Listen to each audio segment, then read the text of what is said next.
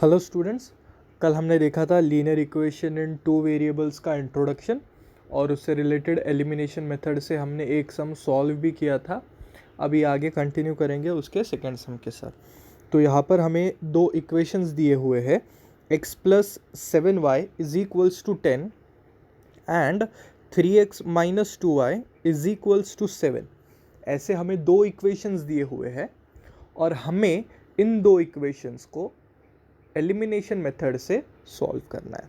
तो अभी इन दोनों इक्वेशंस को हम एलिमिनेशन मेथड से कैसे सॉल्व करेंगे, कल हमने उससे रिलेटेड एक एग्जांपल देखा था। तो आज ये सेकंड एग्जांपल वही मेथड से, that is elimination method. Okay, तो उसके लिए एक जानना ज़रूरी है। कल मैंने इंपॉर्टेंट पॉइंट आपको बताया था कि कोई भी इक्वेशन को जब आप सॉल्व कर रहे हो तो वो इक्वेशन को सॉल्व करने से पहले आपको एक बार चेक करना है कि जो इक्वेशंस उन्होंने आपको क्वेश्चन में दिया है वो स्टैंडर्ड फॉर्म में है या नहीं है। अगर स्टैंडर्ड फॉर्म में होंगे तो कोई प्रॉब्लम नहीं, पर अगर स्टैंडर्ड फॉर्म में नहीं होंगे तो पहले आपको उन इक्वेशंस को स्टैंडर्ड फॉर्म में कन्वर्ट करना पड़ेगा एंड उसके बाद आपको सॉल्विंग करनी पड़ेगी। तो मैंने मेरे दो इक्वेशंस यहाँ पर मैं लिख लेता हूँ। तो पहला मेरा इक्वेशन है x plus 7y is equals to 10. This is my equation 1 and मेरा second equation है 3x minus 2y is equals to 7. This is my equation 2. अभी मैंने मेरे दोनों इक्वेशंस को जब मैं ध्यान से देखता हूँ तो आपको इक्वल टू दिख रहा है। इक्वल टू के पहले दो अल्फ़ाबेट चाहिए क्योंकि ये टू वेरिएबल्स का है, ये टू वेरिएबल्स का सम है। तो दोनों के दोनों अल्फ़ाबेट इक्वल टू के पहले चाहिए और हमें दोनों इक्वेशंस में वो फॉर्म नज़र आ रहा है कि अल्फ़ाबेट इक्वल टू के पहले x प्लस 7y, दो अल्फ़ाबेट है x और y, वो इक्वल के पहले है। एंड नेक्स्ट इक्वेशन में भी 3x माइनस 2y, दोनों अल्फ़ाबेट जो है x एंड y वो इक्वल टू साइन के पहले है। और इक्वल टू साइन के बाद हमें ओनली नंबर्स चाहिए, उसमें हमें अल्फ़ाबेट दिखना नहीं चाहिए। तो स्टैंडर्ड फॉर्म में तो मेरी इक्वेशंस आ गए। अभी हमें क्या करना पड़ेगा, इनको सॉल्व करना पड़ेगा। तो सॉल्विंग के लिए मैं आपको कल का कंसेप्ट एक बार फिर से पढ़ा देता हूँ। जो लोगों ने मेरी कल की वीडियो नहीं देखी है उनको समझ में आ जाएगा कि आपको एलिमिनेट करना है। अभी आपने देखा तो इक्वेशन 1 एंड 2 में दो वेरिएबल्स है x एंड y, ये दो वेरिएबल्स है। आपको दोनों में से एक वेरिएबल को निकालना है। अगर आप y को निकालते हो तो आपको x का वैल्यू मिल जाएगा एंड अगर आप x को निकालते हो तो आपको y का वैल्यू मिल जाएगा। ऐसा ये कंसेप्ट है। ओके, तो दोनों में से एक वेरिएबल को आपको निकाल देना है, दैट इज एलिमिनेट कर देना है। पर वेरिएबल्स को एलिमिनेट करने के लिए एक प्रोसेस होती है, वो प्रोसेस मैं आपको बता देता हूँ।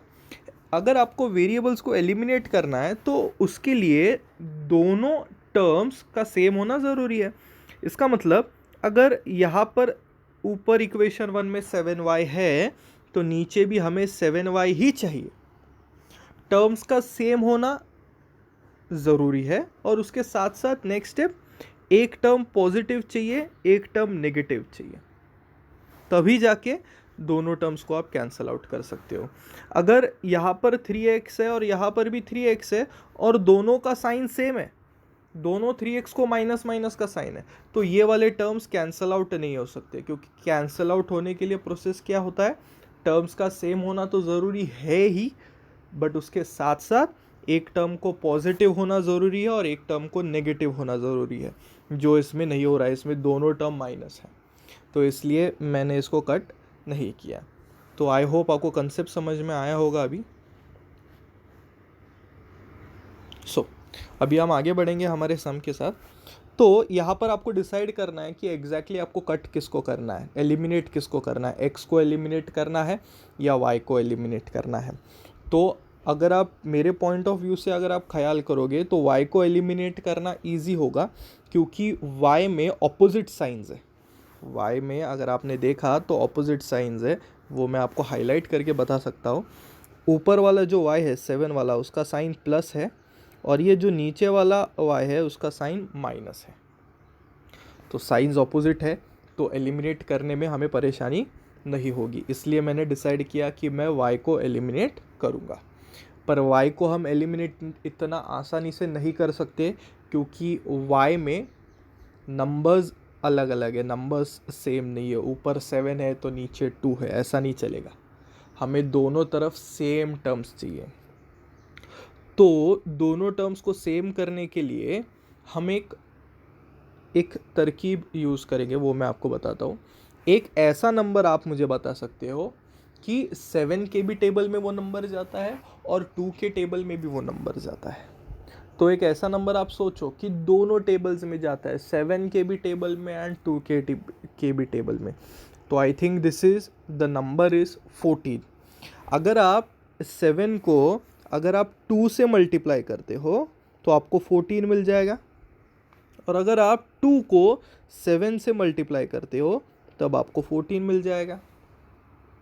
ओके, इसका मतलब दोनों टर्म सेम हो गए हैं। तो वही हमें करना है, और वो मैं आपको लिख के बताऊंगा हमें एग्जैक्टली क्या करना है। मल्टीप्लाई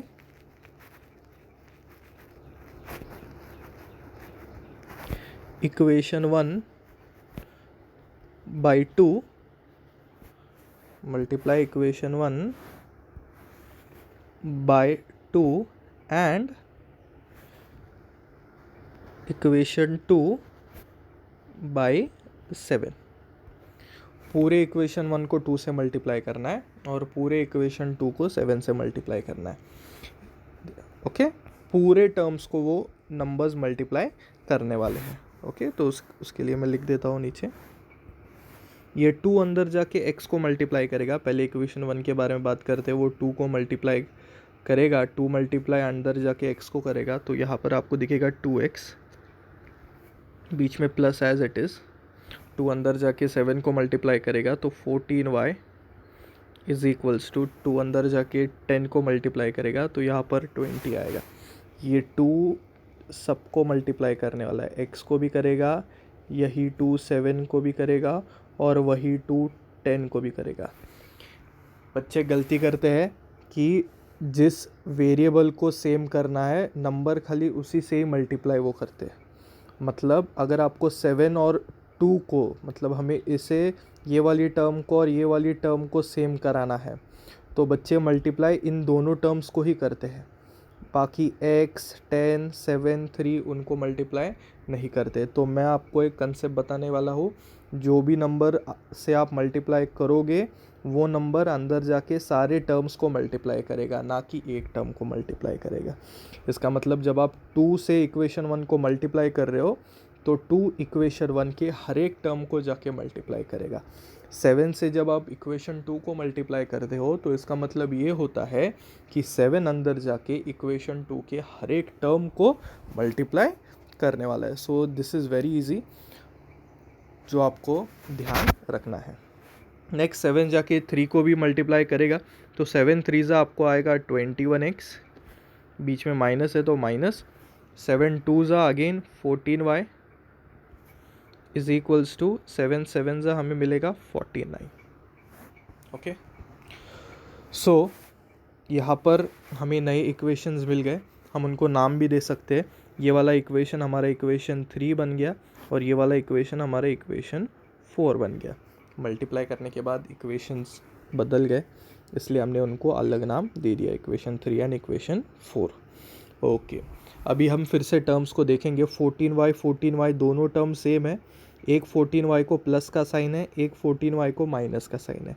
इसका मतलब हम 14 को एलिमिनेट कर सकते हैं क्योंकि टर्म्स सेम है और साइंस डिफरेंट है। ओके, तो वो कैंसल आउट हो गए। ओके, अभी यहाँ पर एक स्टेटमेंट लिखना पड़ेगा आपको। वो स्टेटमेंट मैं आपको बता देता हूँ, कल भी मैंने बताया था कि कैंसल आउट करने के लिए आपने साइंस में कुछ चेंजेस किया है क्या, तो नहीं किया है। ओके, कैंसिल करते समय आपने साइंस में कोई भी चेंज नहीं किया है, इसलिए आप यहाँ पर लिखोगे add equations 3 and 4। Okay, cancel करने के लिए जब आप साइंस में चेंजेस करते हो तब सब्ट्रैक्शन आएगा, कैंसिल करते वक्त जब आप साइंस में चेंजेस नहीं करते हो तब एडिशन आएगा। Okay, so add equation 1 and 2 वो तो हो गया, हमने इनको कैंसिल आउट कर दिया। ओके, अभी जो रिमेनिंग बचा है उनको अकॉर्डिंग टू दियर साइंस हमें कैलकुलेशन करना है। तो ये 2 के पहले कोई साइन नहीं, मतलब इसको प्लस। ये 21 के पहले कोई साइन नहीं है, मतलब इसको भी हमें प्लस देना पड़ेगा। तो प्लस प्लस प्लस आता है। 2 + 21 कितना आएगा? 2 + 21 हमारा आता है 23। 2 + 21 हमें मिलेगा 23। Okay, is equals to next हम फिर से 20 एंड 49, ये 14 तो कैंसिल हो गए, तो उनको तो हम नहीं लिखेंगे। तो जो बच गए यहाँ पर 20 बचा, उसके पहले कोई साइन नहीं है तो उसका भी साइन प्लस, 49 के पहले कोई साइन नहीं है तो उसका भी साइन प्लस। तो प्लस प्लस अगेन हमें कितना मिलेगा? प्लस करना है। 20 + 49 आपको आएगा 69। तो ये तो हो गया। And sign of the greater number, दोनों में ग्रेटर नंबर का साइन प्लस है तो प्लस देंगे। 23 यहाँ पर मल्टीप्लाई कर रहा है, यहाँ पर आके वो डिवाइड कर देगा। सो x = 69 divided by 23। So 23 1s are 23, 23 3s are 69। सो हमें x का वैल्यू यहाँ पर मिल गया, x का वैल्यू हमें मिल गया 3। अभी ये जो x का वैल्यू आपको मिलता है वो आप कोई भी इक्वेशन में डाल सकते हो। सी देखो, हमें 4 इक्वेशन मिले, 1 2 3 4। तो आप कोई भी इक्वेशन में डाल सकते हो जो आपको ईजी लगता है। तो मैंने तब बोला था कि मैंने पहले इक्वेशन 1 में डाला था फर्स्ट सम में, तो अभी मैं इक्वेशन 2 में डालता हूँ। तो ये मेरा इक्वेशन 2 है, मैं इक्वेशन 2 में x का वैल्यू सब्सटीट्यूट करने वाला हूँ। सो सब्सटीट्यूट यहाँ पर लिखना पड़ेगा हमें, substitute value of x = 3 in equation 2। तो इक्वेशन 2 हमारा क्या है? 3x - 2y = 7। 3x - 2y = 7।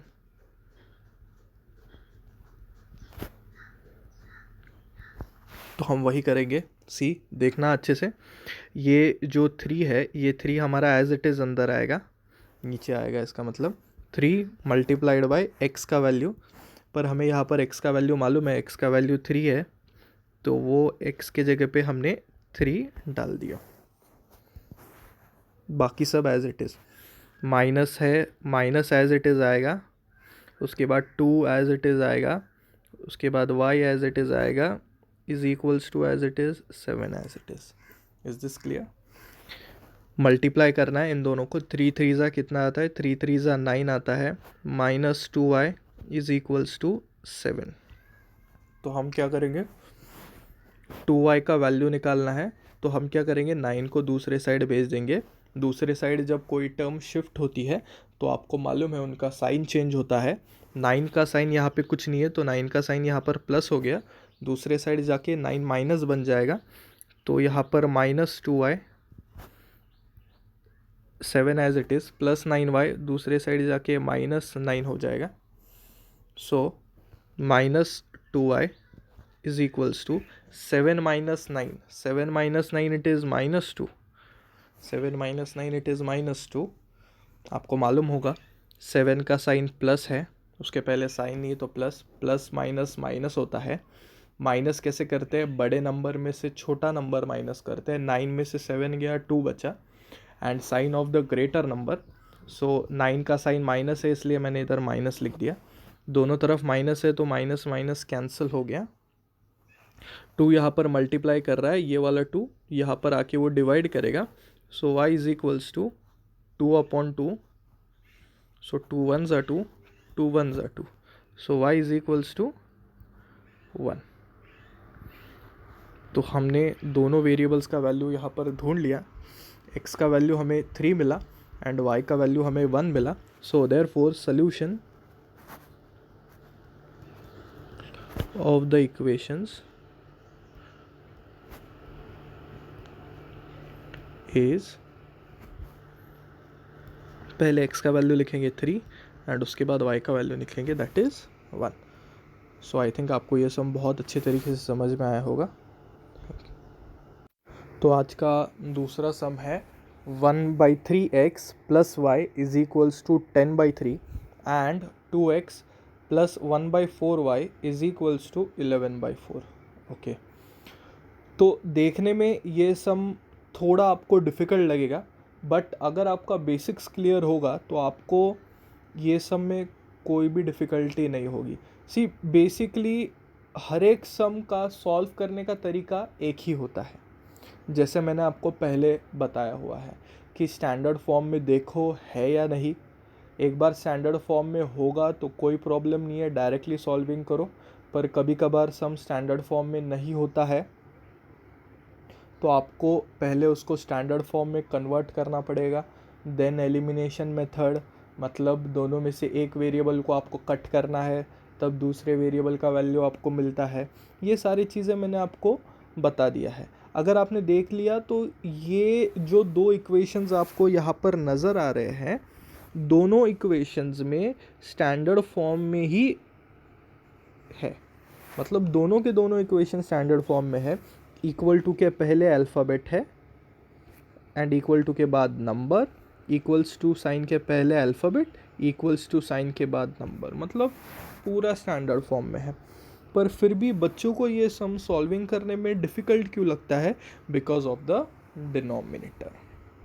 Okay, तो बेटा मेरा एक चीज़ यहाँ पर आपको सभी स्टूडेंट्स को आपको ध्यान से पढ़ना है, ध्यान से सुनना है।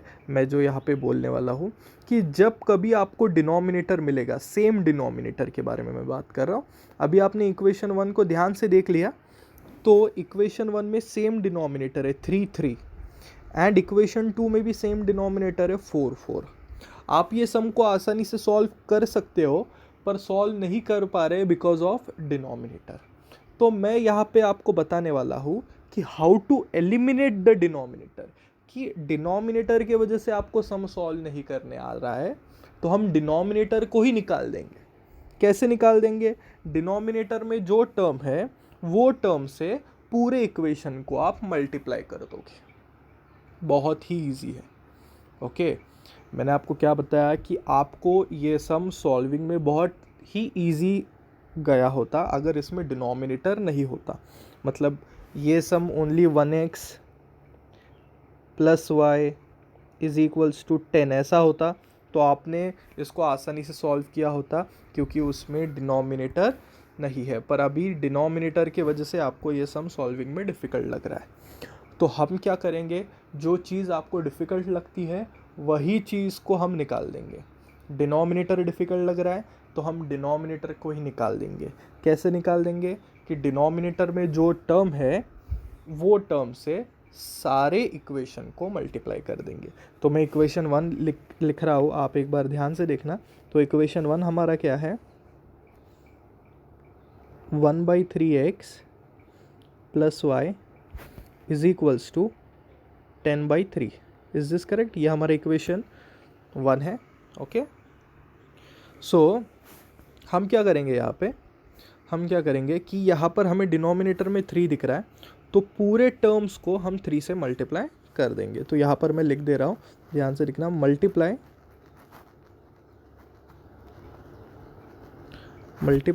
The above equation, multiply the above equation by 3। लिख दिया, multiply the above equation by 3। अभी वर्किंग बता रहा हूँ मैं आपको। पहले है 1/3x, वो टर्म को हम मल्टीप्लाई करेंगे 3 से, प्लस उसके बाद y है उसको भी हम मल्टीप्लाई करेंगे 3 से, इज इक्वल टू 10/3 है, वो टर्म को भी हम मल्टीप्लाई करेंगे 3 से। आपने ध्यान दिया होगा तो मैंने यहाँ पर हर एक टर्म को 3 से मल्टीप्लाई किया। क्यों किया 3 से मल्टीप्लाई? क्योंकि मुझे डिनोमिनेटर निकाल देना है, इसीलिए 3 से मल्टीप्लाई कर दिया। जब आपको डिनोमिनेटर निकालना है तो जो टर्म डिनोमिनेटर में रहेगा उस टर्म से सारे टर्म्स को आप मल्टीप्लाई कर सकते हो। तो डिनोमिनेटर में यहाँ पर 3 था, इसलिए मैंने 3 से मल्टीप्लाई कर दिया। अगर 4 होता, जो इक्वेशन 2 में है, तो हम 4 से मल्टीप्लाई करेंगे।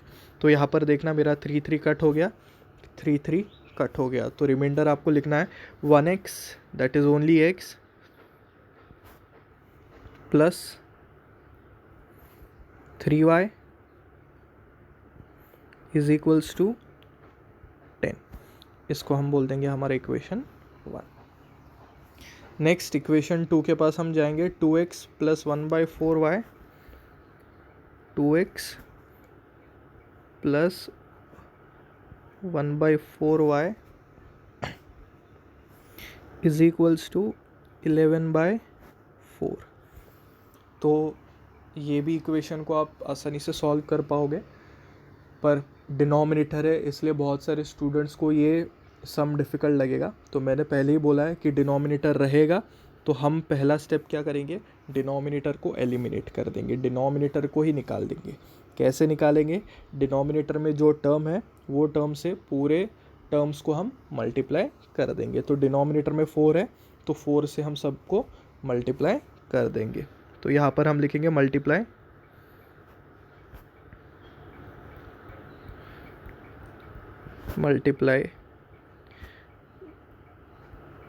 the above equation by 4, मतलब पूरे इक्वेशन को हम 4 से मल्टीप्लाई कर देंगे। बहुत ही ईजी है। सो ये 2x है, 2x को हम इंटू 4 कर देंगे, उसके बाद प्लस 1/4y है, उसको भी हम 4 से मल्टीप्लाई कर देंगे, इज इक्वल्स टू 11/4, उसी को भी हम 4 से मल्टीप्लाई कर देंगे। तो 4 कट, 4 कट हो गया। सो 2 4 ज़ा कितना आ गया यहाँ पर, 8x plus 1y that is only y is equals to 11। This is our equation 2। तो हमें दोनों इक्वेशंस मिल गए, इक्वेशन 1 भी मिल गया और इक्वेशन 2 भी मिल गया। अभी हम इन इक्वेशन 1 एंड 2 को आसानी से सॉल्व कर सकेंगे। तो सॉल्विंग के लिए हमें फिर से एक बार हमें इक्वेशंस लिखना पड़ेगा, तो वो लिख लेते हैं हम। तो डिनोमिनेटर्स को कैंसिल करने के बाद हमें हमारे 2 इक्वेशंस मिल गए। जो 2 इक्वेशंस मिले हैं, अभी हम इन 2 इक्वेशंस को सॉल्व करके हमें हमारा x और y का वैल्यू मिल जाएगा। इसका मतलब हमारा इक्वेशंस सॉल्व हो जाएंगे। ओके, बहुत ईजी है। तो अभी सम सॉल्विंग करने से पहले हमें देखना पड़ेगा कि इक्वेशन स्टैंडर्ड फॉर्म में है या नहीं। तो हमारी इक्वेशन स्टैंडर्ड फॉर्म में है, वेरिएबल्स इक्वल साइन के पहले है और नंबर्स इक्वल साइन के बाद में है। इसका मतलब हमारे वेरिएबल्स हमारे इक्वेशन स्टैंडर्ड फॉर्म में है। अभी हमें कैंसल आउट करना है। हम किसी को भी कैंसल आउट कर सकते हैं, x को भी कैंसल आउट कर सकते हैं या y को भी कैंसल आउट कर सकते हैं। तो मैं डिसाइड करता हूँ कि हम y को कैंसल आउट करेंगे क्योंकि वो थोड़ा इजी है y को कैंसिल करना। तो y को कैंसिल करने के लिए हम ध्यान से देखेंगे y के टर्म्स। मैं यहाँ पर लिख के बता रहा हूँ आपको कैसे देखेंगे। y का पहला टर्म है प्लस 3y और y का दूसरा टर्म है प्लस y। ओके, तो कैंसल आउट करने के लिए टर्म्स का सेम होना बहुत ज़रूरी है। तो यहाँ पर 3y है तो दूसरे साइड भी हमें 3y चाहिए। तो ये 3y हमें कब मिलेगा, जब हम यहाँ पर इंटू 3 कर देंगे तो 3y मिल जाएगा हमें। ओके, इसका मतलब हमें इक्वेशन 2 को 3 से मल्टीप्लाई करना है। 3 से मल्टीप्लाई करने के बाद भी हम इन टर्म्स को कैंसल आउट नहीं कर सकते, क्योंकि कैंसल आउट करने के लिए एक टर्म को पॉजिटिव का साइन होना ज़रूरी है और एक टर्म को नेगेटिव का साइन होना ज़रूरी है। तो वो भी मैं आपको आगे एक्सप्लेन करूँगा कि साइंस को हम चेंज कैसे करेंगे। पहले मल्टीप्लाई करेंगे और वो हमें यहाँ पर लिखना पड़ेगा। तो वो लिखेंगे multiply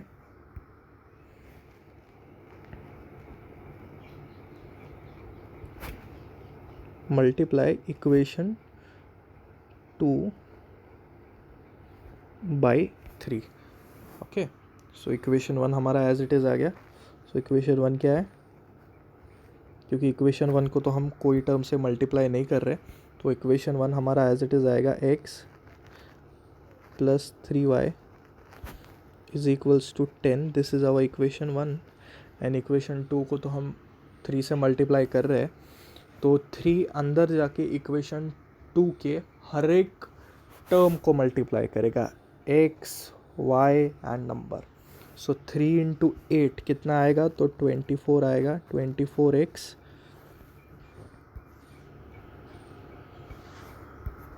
next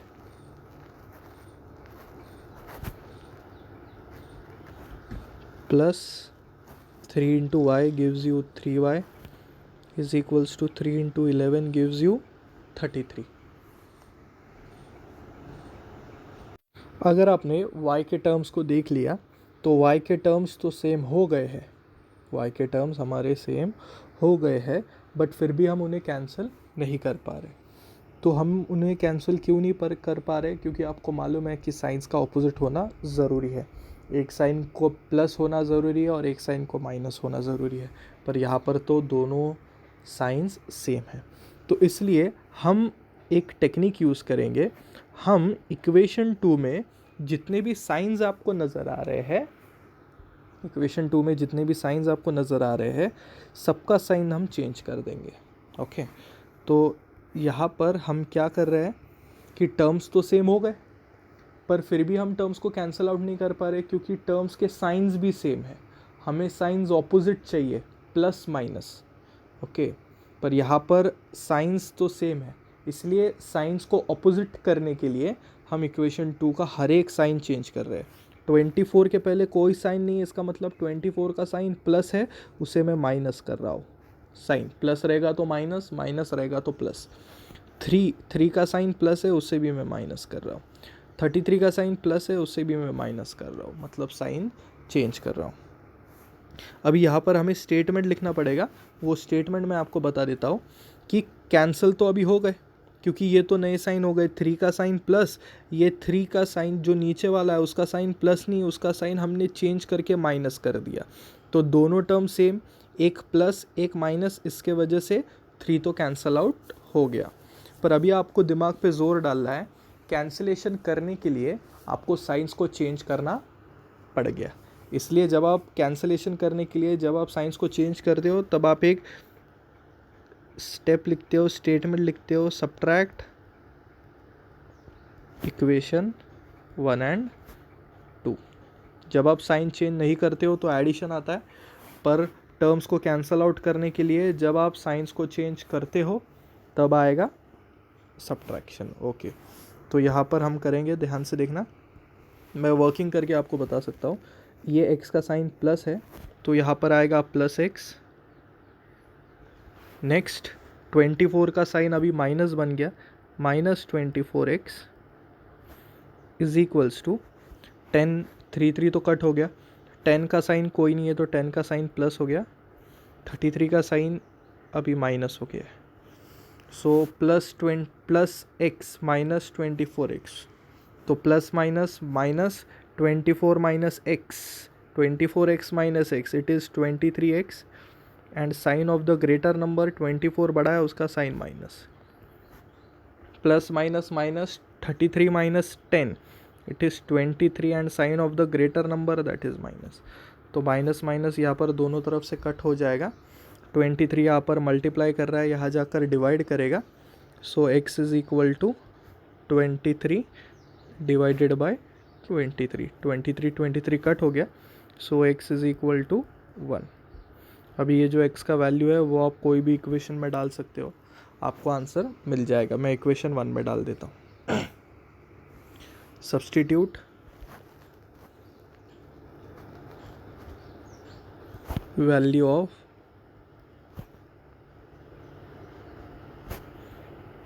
x is equal to 1 in any equation, but मैं इक्वेशन 1 में करता हूँ, या आप बोल सकते हो तो मैं इक्वेशन 2 में भी करके दिखा सकता हूँ। कोई भी मल्टीप्लाई करने के बाद या मल्टीप्लाई करने के पहले वाला कोई भी इक्वेशन में आप डाल सकते हो। ये इक्वेशन में भी डाल सकते हो, अभी तक इसको मैंने मल्टीप्लाई नहीं किया, या ये इक्वेशन में भी डाल सकते हो जिसको आपने मल्टीप्लाई कर दिया है। कोई भी इक्वेशन में आप डाल सकते हो।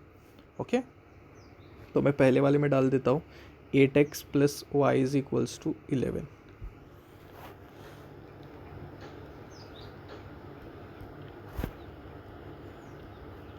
सो ध्यान से देखना, ये मेरा 8 एज इट इज़ नीचे आ गया। आफ्टर दैट x का वैल्यू हमें डालना है, बट x का वैल्यू 1 है, तो हम ब्रैकेट में उसका वैल्यू डाल देंगे, एक्स का वैल्यू मैंने डाल दिया। आफ्टर दैट कोई भी चीज़ चेंज नहीं होगी, सब एज़ इट इज़ नीचे आएगा, प्लस भी एज़ इट इज़ नीचे आ गया, ये जो y है वो भी एज़ इट इज़ नीचे आ गया, इक्वल टू भी एज़ इट इज़ नीचे आ गया, एंड ये 11 भी एज़ इट इज़ नीचे आ गया। सो 8 वन ज़ा आपको मिलेगा 8 plus y is equals to 11। So +8 दूसरे साइड जाके -8 बनेगा। So y is equals to 11 minus 8, 11 minus 8 आपको मिल जाएगा 3। सो देयरफॉर आपने यहाँ पर दोनों वेरिएबल्स का वैल्यू ढूंढ लिया, x का 1 एंड y का 3। Therefore solution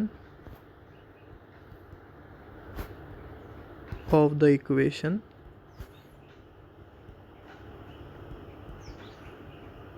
is x is equals to 1। so ये तो आप ऐसे भी लिख सकते हो, पहले x का वैल्यू 1, 3। तो आज हम इतना ही करेंगे। हमने एलिमिनेशन से रिलेटेड और 2 सम्स आज कवर किए, उसमें से लास्ट वाला थोड़ा डिफ़िकल्ट नहीं बोल सकते, थोड़ा अलग पैटर्न का था। तो आई होप आप रेगुलरली मेरे वीडियोस देख रहे हो और मेरे सारे सम्स को आप रेगुलरली प्रैक्टिस कर रहे हो। तो आज हम इतना ही करेंगे। Stay safe, stay home. Thank you.